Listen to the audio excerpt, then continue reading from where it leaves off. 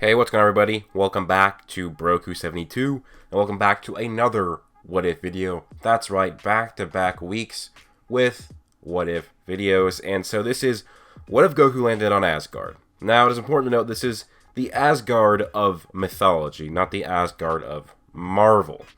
I have not gone through and kind of determined how it would be different from Marvel, but I will be doing a Marvel version at some point in the future as well. I just know a lot more about Norse mythology, so thought I'd do this one. But anyways, guys, do let me know if you enjoyed this video, and let me know your thoughts down below. Please do leave a like, comment, and subscribe. But let's just get into it.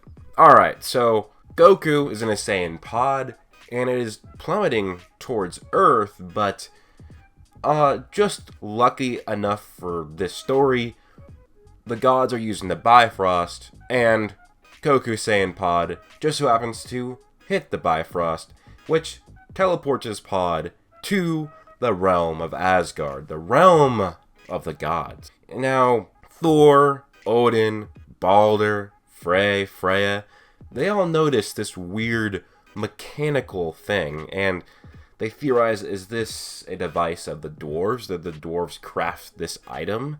Is this a thing of the Jotuns? Is this a gift from the Vanir? What is going on here? And why did fate decide that it should be here? Now, they would eventually open up this Saiyan pod and see a little boy inside of it, and that, of course, would be Goku.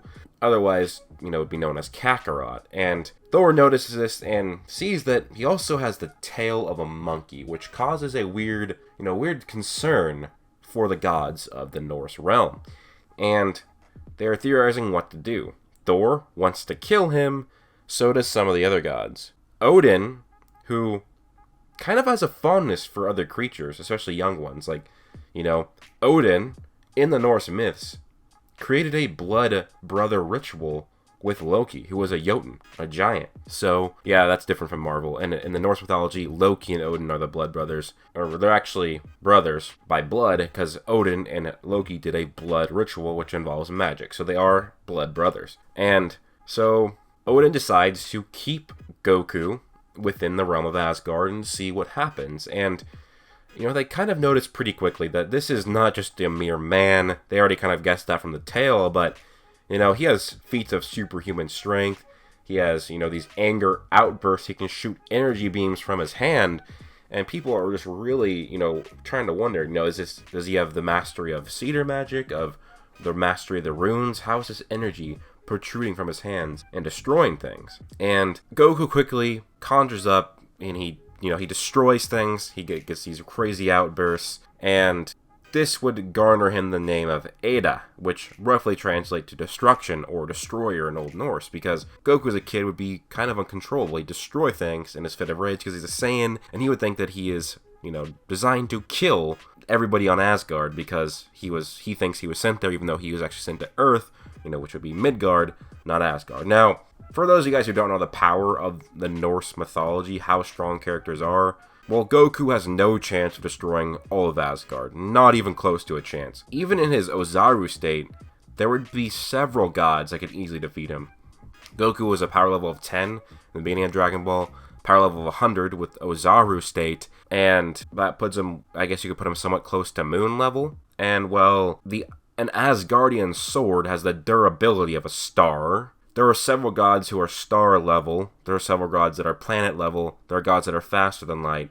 And that's just attack potency, leaving out, magic, which is different, a bit different than attack potency. Odin has spells that can make his companions invincible, and can make himself invincible. He has, I believe it's 27 spells. They're all very strong. Goku, when he lands here, he might be able to kill the Einherjar, which are basically the warriors that go to Valhalla, and maybe some very minor gods, but a lot of the gods he's not going to be able to kill, and they'd be there fast enough before he could kill really anybody important. But even like I kind of said, Einherjar might be able to defeat Goku, because an Asgardian sword was able to be put in Fenrir's mouth, which Fenrir could swallow the sun, and yet Fenrir could not chomp down on this Asgardian sword. So if you can theorize an Asgardian sword has these high levels of durability, you can also assume that Asgardian armor would be very strong. And then if they are these characters are strong enough to wield these, also have the ability to use magic now, because, that's how it works. And these Einherjar are men of the myths who are great warriors in real life Midgard, and they've been training for dozens, hundreds, thousands of years since their death. And basically, since they're dead, they don't really have limits. And also, in a lot of the Norse myths, just of actual human Norse myths, great warriors had feats that would be superhuman, like slaying dragons and lifting giant boulders that humans cannot lift. So Einherjar might be able to defeat him with the actual, Asgardian armor, Asgardian sword, Asgardian bow. If an Asgardian sword if an Asgardian sword has sun level durability or star level durability, then an Asgardian bow, that's going to be insane as well. Goku and his aggressiveness would be constantly stopped by Magni, and Magni would fight him. Magni is the son of Thor and god of strength, and in fact, Magni is I believe a 3-day-old newborn, is stronger physically than Thor. As in the myths, Thor fought this Jotun and killed him. The Jotun fell on top of Thor, and Thor could not lift it off of him, but Magni, a 3-day-old baby, came by. Magni was able to actually lift this Jotun. So because of constantly training with Magni, and Goku, through the years getting bigger, because he grows stronger, and also getting a basic grasp of magic. So Goku doesn't just have ki in this situation, he also has cedar magic, and eventually rune magic. Goku, through constantly training with Magni, would eventually have to upgrade to fight with Thor, and through this progress would become a very powerful character through his fights with Thor, but also growing a great relationship with Thor. Thor also loves to fight, and I think that Thor and Goku could get along, although Thor could be a bit too aggressive and sometimes immoral at times, depending on the Norse text on how they portray it. But overall, because of Goku and Thor developing a great relationship, they eventually do a ritual, and this ritual is to make them blood brothers. Just like how Loki and Odin did this ritual, now it is Goku and Thor doing it. Now, because of Goku doing this, and Goku also being a very quick learner, that's one of Goku's things he's known for. He learns things super quickly. He learned the Kaioken in just a few months, and that's supposed to be this super crazy technique.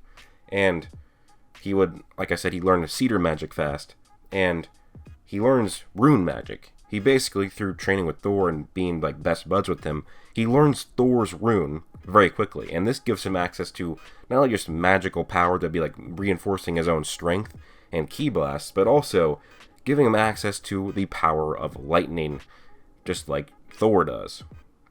So basically, having this rune would give him the encompassing powers of Thor, Odin's son.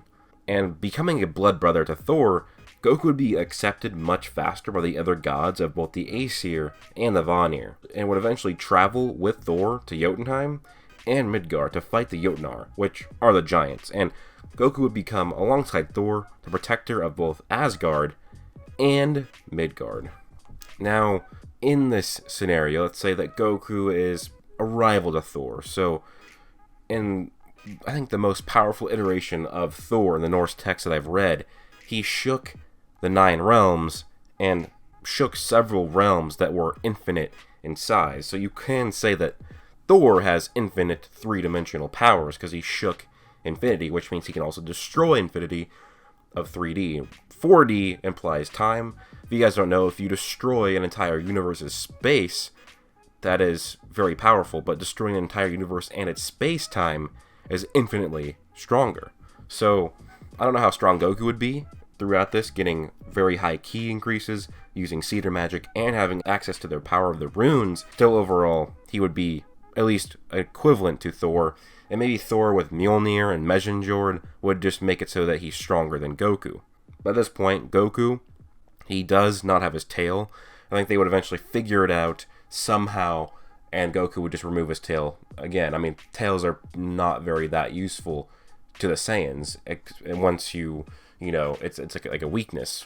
Like to Goku, if you grabbed his tail, also to Raditz, although Vegeta wasn't really much of a weakness to him, still, I guess getting rid of that aggressiveness, if they did discover that, might be a possibility. And so in this story, we're going to say that Goku, somewhat equal to Thor, but Thor with Mesenjord and Mjolnir. If you don't know what Mesenjord is the belt that Thor has. It doubles his physical strength and doubles his magical power. So Thor does have the upper hand here, but Goku is that in that upper echelon tier of the gods of the Aesir. Now, I guess his overall battle prowess is great, but he does have access to Cedar magic and runic magic, but we're gonna say it's not that great. But still, he'd be part of basically the Aesir pantheon now, being a blood brother of Thor, and also he would have many adventures fighting alongside Thor against many powerful Jotuns, and would also experience Loki's not really treachery, but all of his pranks and stuff like that. In fact, we could even chalk it up and say that Loki cut off Goku's tail. That'd be a funny story that Loki tried to do something bad for Goku, but overall it made him less aggressive and, took away one of his weaknesses. I think that would be a pretty funny story to have. Now, this is probably just going to be the first part. The second part is probably going to involve Ragnarok, and it's going to be a lot more of a narrative. This was kind of building up what would happen, and there's no, lines in this, no proper storytelling, but I think the second part to this is just the foreword, I guess. This is the opening or whatever, the author statement. The next part, if I do one, if you guys want me to do one, I'll do an actual story of, Ragnarok happening, Goku not being tied to the fate of the Norns because he's not of this realm, and, Goku fighting Fenrir, Goku fighting Jormungandr, Surtur, and all of the Jotuns, trying to save his friends now and his family from the deaths of, Ragnarok. So that's going to be the next part, if I do one, if you guys do enjoy it enough. But anyways, let me know your thoughts down below of this what if. Do you like it? Dislike it? Let me know. Hope you guys enjoyed this video. Also subscribe. Peace out.